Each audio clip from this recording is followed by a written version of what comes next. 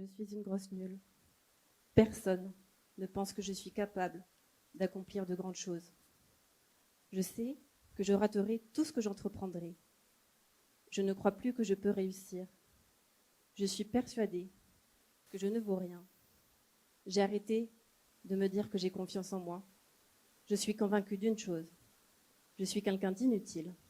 Et ce serait idiot de penser que je suis une belle personne.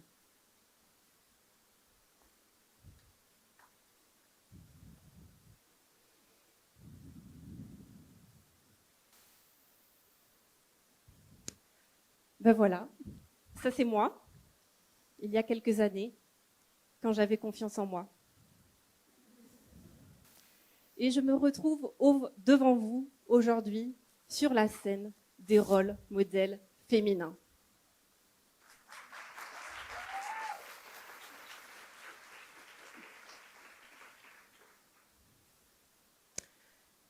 À passer en dernier. Non, moi dernière, c'est quand même une grosse blague. Parce que moi, j'ai passé ma vie à vouloir être première. Tellement que j'ai développé un syndrome. Le syndrome de la première de la classe, de la fille modèle du développement personnel. Pourquoi ? Eh bien, parce que pendant longtemps, je trouvais que la vie était difficile et elle me semblait vraiment injuste. Autour de moi, ça ne rayonnait pas la joie. Et puis je me disais souvent, quand j'étais plus jeune, si la vie c'est ça, à quoi bon ? Et puis, il y a toujours une petite voix qui me disait, non, la vie c'est pas ça. La vie, c'est bien plus que ce que tu crois. Cherche et tu trouveras. Alors j'ai cherché des réponses, seule, pendant des années, sans jamais rien trouver. Et puis, comme on dit, quand l'élève est prêt, le maître apparaît. Eh bien, moi, il a apparu quand j'ai eu 19 ans, quand j'ai commencé le kung-fu. C'était mon enseignant de kung-fu. Un jour, à la fin du cours, il vient me voir, il me tend un livre et il me dit « C'est le livre qui a changé ma vie quand j'avais 20 ans. Lis-le et tu me diras ce que tu en penses. » Ce livre, c'était Le guerrier pacifique de Dan Millman, un roman initiatique basé sur une histoire vraie. Quand je lis ce livre, je suis bouleversée parce qu'il vient répondre à toutes les questions que je me posais sur le sens de la vie et surtout, il vient me donner une voie à suivre, la voie du bonheur véritable. Alors, depuis, j'ai entamé un long chemin de développement personnel et spirituel dans lequel j'ai beaucoup investi. J'ai dépensé des fortunes en psychothérapie, psychanalyse, soins énergétiques et chamaniques. J'ai cramé tous mes congés, payé mes week-ends et je me suis endettée pour me former au coaching, à la PNL, à la communication. 3 petits points. J'ai fait le tour du monde pour faire des voyages initiatiques.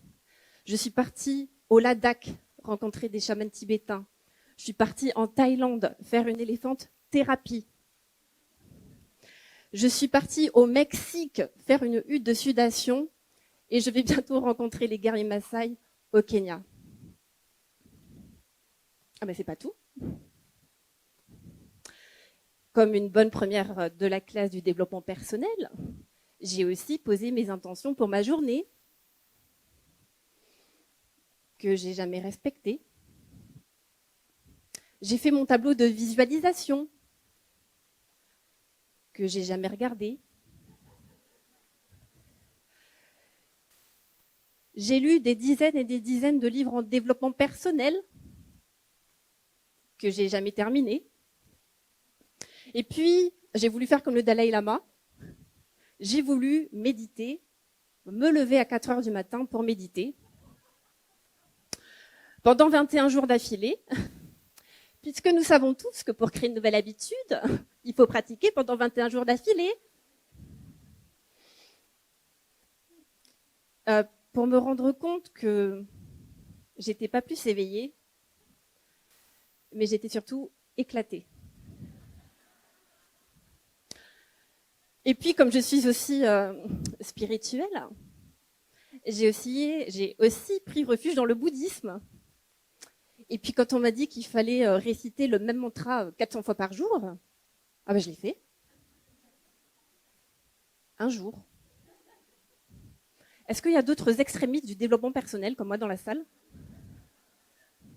Il y a du niveau.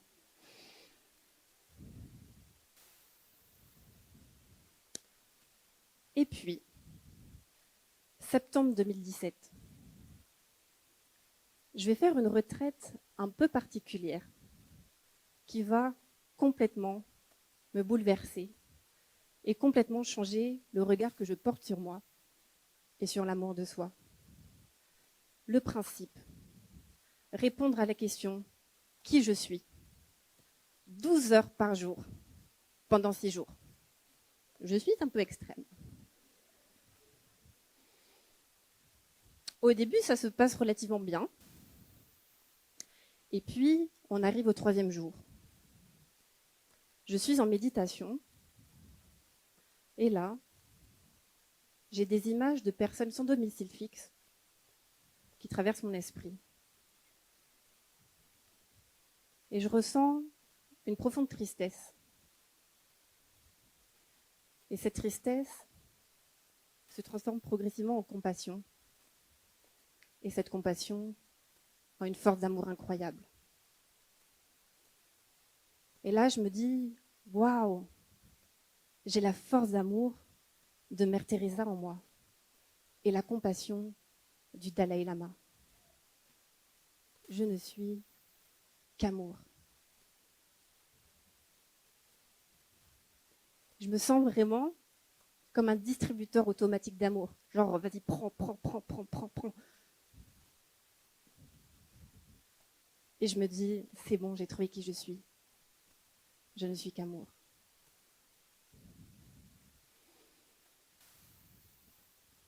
Dix minutes plus tard, toujours même méditation, et cette fois-ci, j'ai des images d'animaux maltraités par des humains qui défilent dans mon esprit. Ne me demandez pas pourquoi.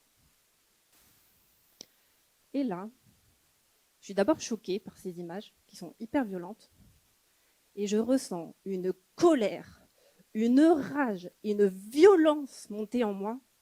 Et là, je me vois tuer de mes propres mains le bourreau de ces animaux.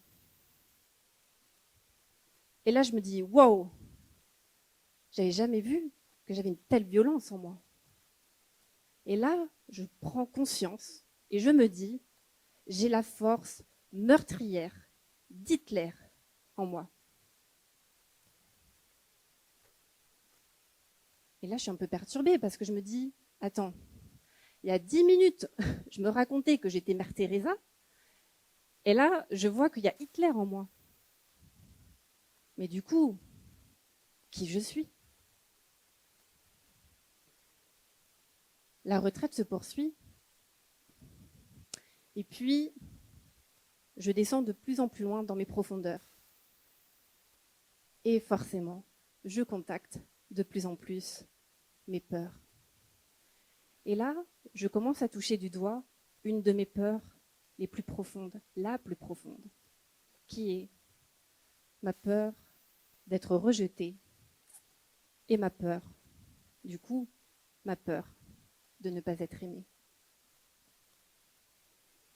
Et puis, j'affine encore un peu plus et je me rends compte que, au fond, mon désir le plus profond, ce n'est pas d'être aimée parce que je suis quelqu'un de bien, mais ce que je veux le plus profondément, c'est être aimée, peu importe qui je suis et peu importe ce que je fais. Peu importe que je sois Mère Teresa ou Hitler. Quand je prends conscience de ça, je ne sais pas pourquoi, je suis bouleversée. Et je commence à pleurer, à pleurer, à pleurer. C'était la pause, c'était le matin. Je sors dehors. Je lève les yeux au ciel. Et là, je suis foudroyée.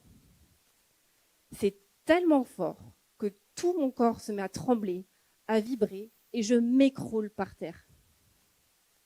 Je m'écroule d'amour.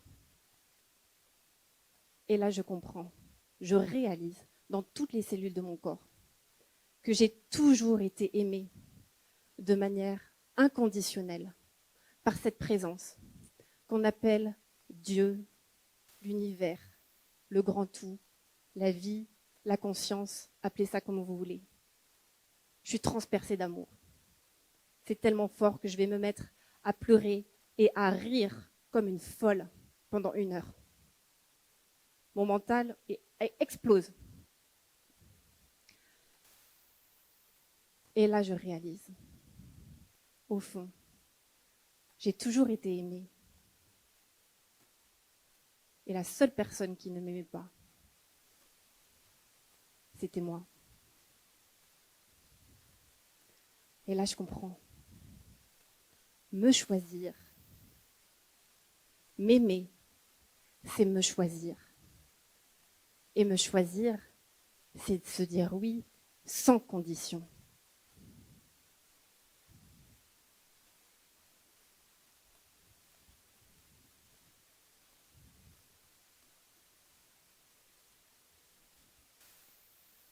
J'ai un trou.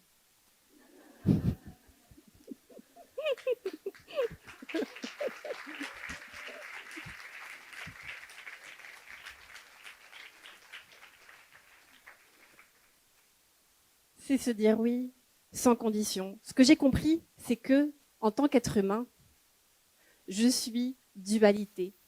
Je suis lumière et obscurité, qualité et défaut, force, faiblesse, Mère Teresa, Hitler.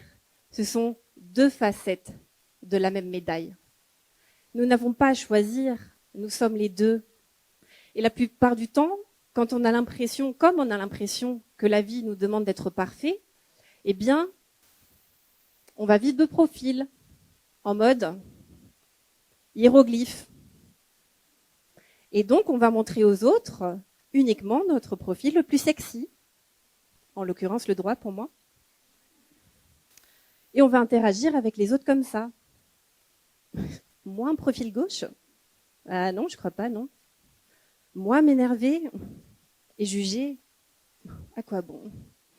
Je ne suis que pur amour et compassion illimitée. D'ailleurs, quand je pète, ça fait des paillettes. Alors que être humain, ce n'est pas être parfait, mais c'est être complet. C'est embrasser toutes les facettes de son humanité. Ce n'est pas supprimer nos ombres, mais c'est mettre de la lumière dessus. Et puis, ce que j'ai compris aussi, c'est que se choisir,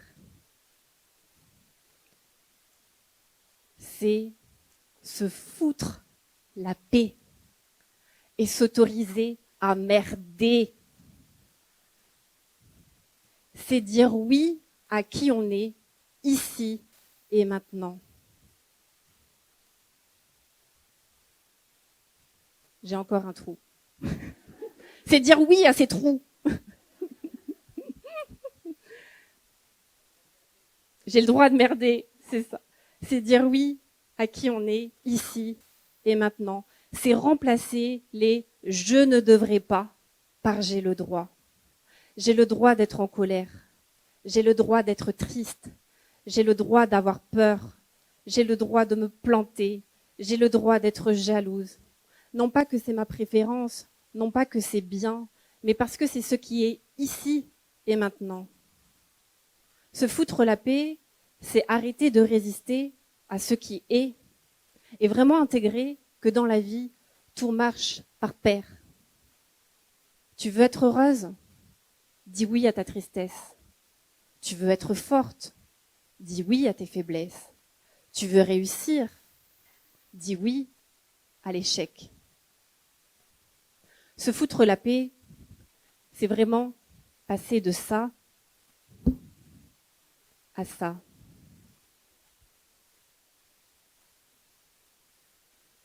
C'est se tenir la main, quoi qu'il se passe, et se dire oui pour le meilleur et pour le pire.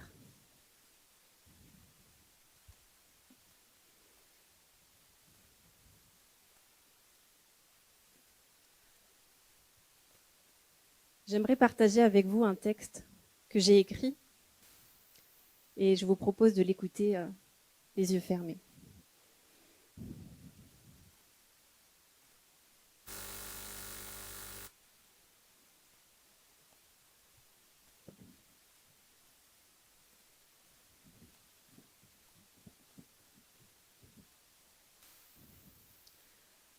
À partir d'aujourd'hui, j'arrête de me voiler la face et je me regarde en face. En tant qu'être incarné, je suis dualité. Je reconnais toutes les facettes de mon humanité, le bon comme le mauvais, ma lumière comme mon obscurité. Je n'ai pas à trancher puisque je suis complet. À partir d'aujourd'hui, je me fous la paix et je m'autorise à merder. Je me donne le droit de tomber, d'être humilié et de me relever. Je m'autorise à faire des erreurs, de ne pas être à la hauteur, d'avoir des peurs et de laisser couler mes pleurs. Aujourd'hui, je me libère de ma peur d'être jugée et je choisis de me mettre en priorité. À partir d'aujourd'hui, je trace ma route et je ne laisse plus de place au doute, car je sais que je ferai toujours le bon choix si j'écoute ma joie. À partir d'aujourd'hui, je décide de m'aimer, peu importe ce que je ferai. Je décide de me tenir la main en sachant que tout ira bien.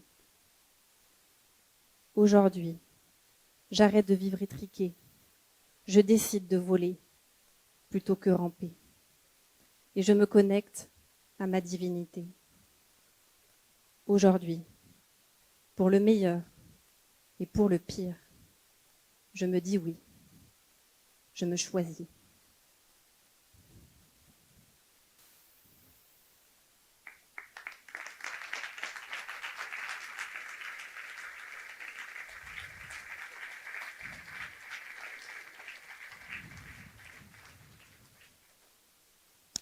Vous l'aurez compris, se choisir, ce n'est pas vouloir se changer, mais c'est porter un autre regard sur qui on est. Je vous décide de relire ce texte, mais cette fois-ci, de bas en haut.